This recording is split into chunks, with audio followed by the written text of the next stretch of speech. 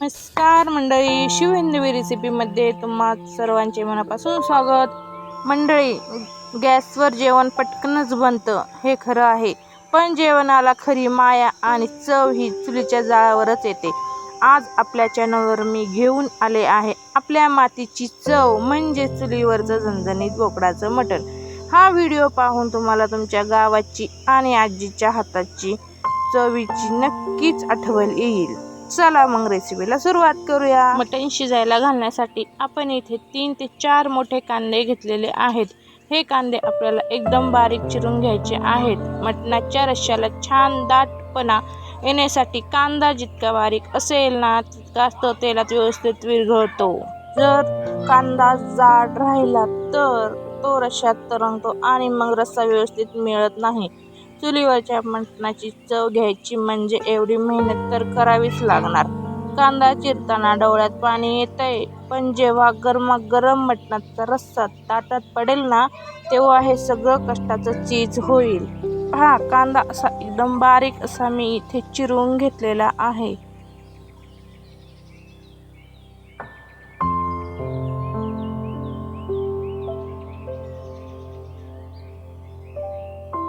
आता कांदा चिरून झालाय. लगेच आपण मटणाची चव दुप्पट करणारी आलं लसूण पेस्ट तयार करून घेणार आहोत.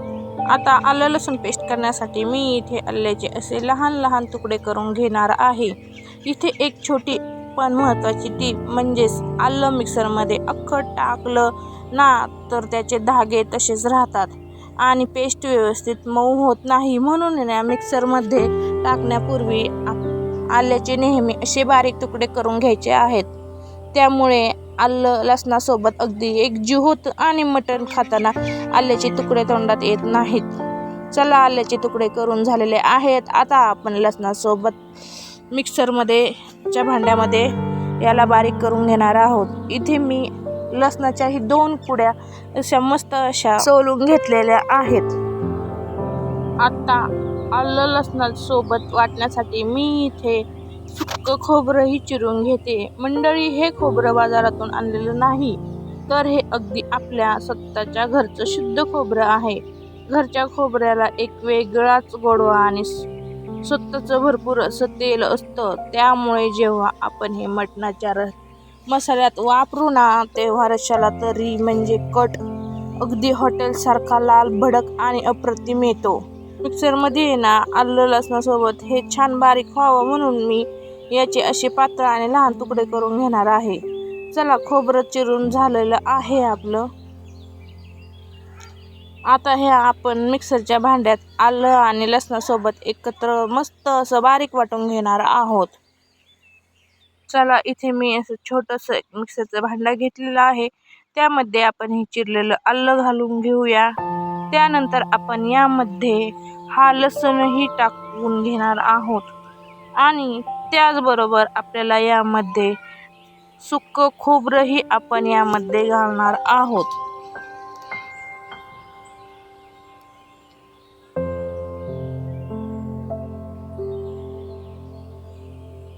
आपण अगदी मस्त अशी फाईन पेस्ट करून घेणार आहोत. आपली इथे छान अशी पेस्ट तयार झालेली आहे.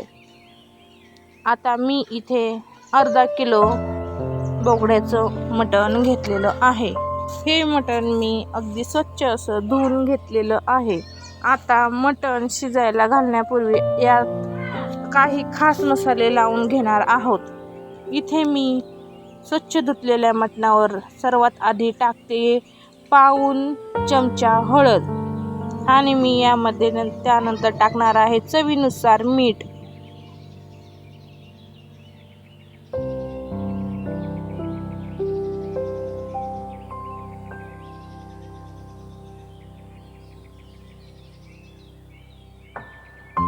मिठासोबतच आपण जे मिक्सरमध्ये घरचं खोबरं आणि आलं लसूण बारीक करून घेतलं होतं ते वाटण सुद्धा आपण या मटणावर टाकून घेणार आहोत.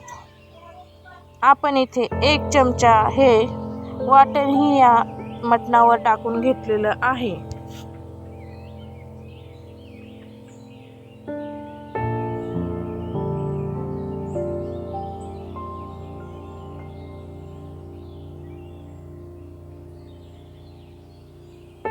आता हे हळद, मीठ आणि आपलं आलं लसूण खोबऱ्याचं वाटण आपण या एका चमच्याने मटणामध्ये व्यवस्थित मिक्स करून घेऊया.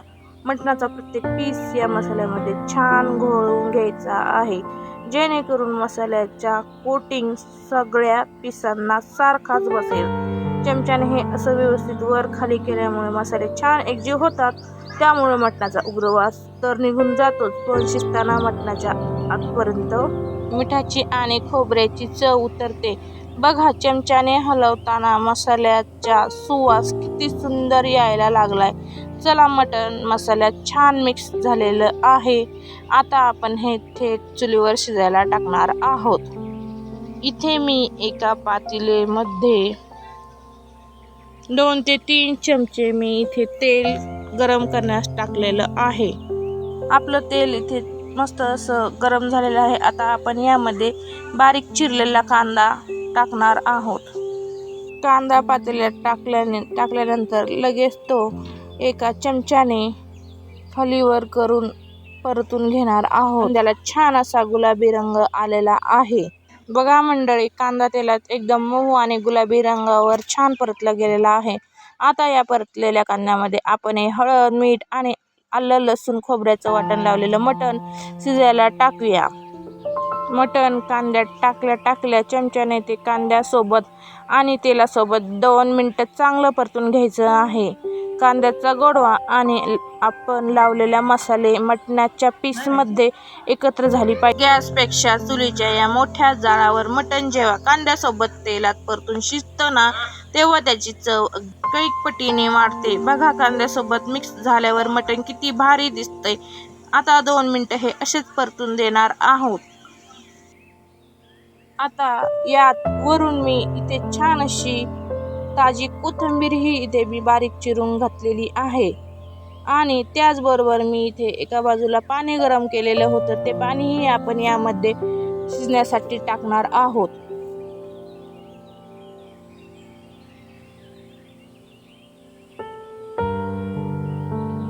यावरती एक परात ठेवून त्यावरतीही आपण थोडं पाणी ठेवून हे मटण आता आपण शिजण्यासाठी ठेवून देणार आहोत. मंडळी, तब्बल 40 ते 45 मिनिटं चुलीच्या मंद जाळावर शिजल्यानंतर आपलं बोकडाचं मटण आता एकदम मस्त शिजलंय. चला, आता आपण इथे मसाल्याची तयारी करून घेऊया. मंडळी, आता मटणाच्या रश्श्यासाठी मुख्य मसाला म्हणजे काळा खमंग वाटण तयार करून घेणार आहोत.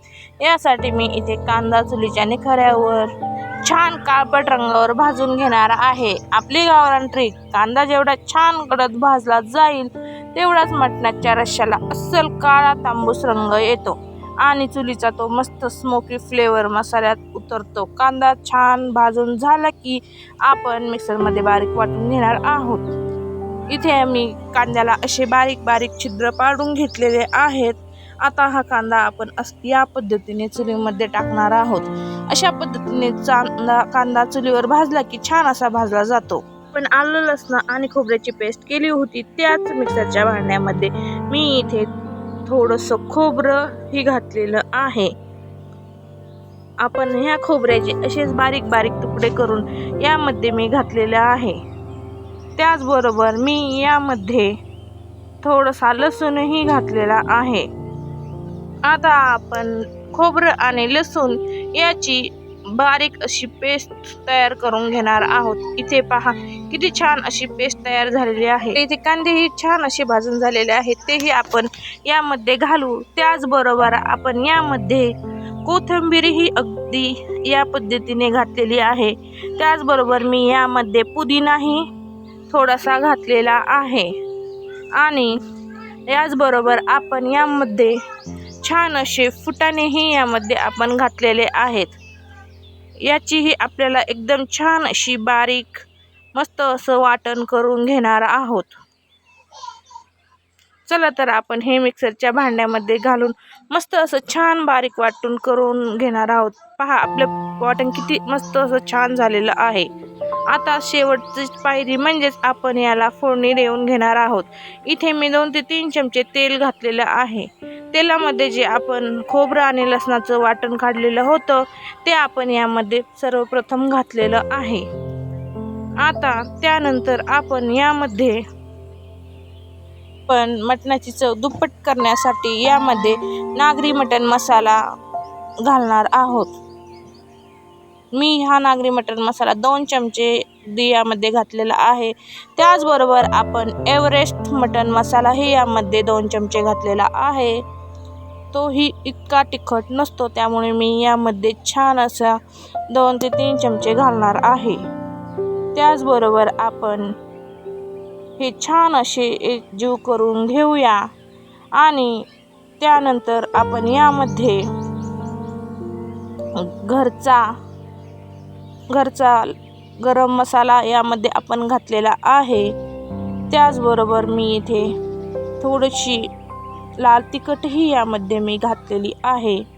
शक्यतो मटणामध्ये लाल तिखट घालत नाहीत, पण मी घातलेली आहे.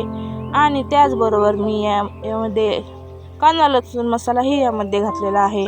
आता आपण हे केलेलं वाटण यामध्ये घालूया आणि छान असं आपण हे ते पातेल्याच्या कडेने मसाल्याला तेल सुटले की आपण यामध्ये जो आपला मटण शिजवलेला पिवळा रस्सा होता तो यामध्ये आपण घालणार आहोत. पहा, आणि त्याचबरोबर आपण यामध्ये चवीनुसार मीठही यामध्ये घातलेलं आहे. पहा, आपल्या मटणाला किती छान अशी तर्री आलेली आहे. तर मंडळी, आपलं चुलीवरचं झणझणीत चमचमीत आणि अस्सल गावरान पद्धतीचं बोकडाचं मटण तयार आहे. हे बघा, गरमागरम काळा तांबूस रस्सा, त्यावर असलेली ही लाल भडक तर्री, सोबतच गरमागरम चपाती, भात आणि कांदा. काय भारी बेत जमलाय. चुलीच्या जाळावर शिजलेल्या या मटणाची चव आणि सुक्क खोबरं सुरवीतलं टाकल्यामुळे आलेली रश्श्याची गळत, आहा, हॉटेलचं महागडं जेवण सुद्धा या गावरान चवीपुढे अगदी फिके पडेल. तुम्हाला आजची रेसिपी कशी वाटली हे मला कमेंट करून नक्की सांगा. जर रेसिपी आवडली असेल तर व्हिडिओला लाईक करा आणि तुमच्या खव्या मित्रांसोबत हा व्हिडिओ शेअर करा. अशाच नवनवीन रेसिपी, अस्सल गावरान रेसिपीज पाहण्यासाठी आपल्या चॅनलला नक्की सबस्क्राईब करा आणि शेजारी घंटी दाबून ऑलवर क्लिक करा. पुन्हा भेटूया अशाच एका चमचमीत रेसिपीसोबत. तोपर्यंत मस्त खा आणि स्वस्त रहा. धन्यवाद.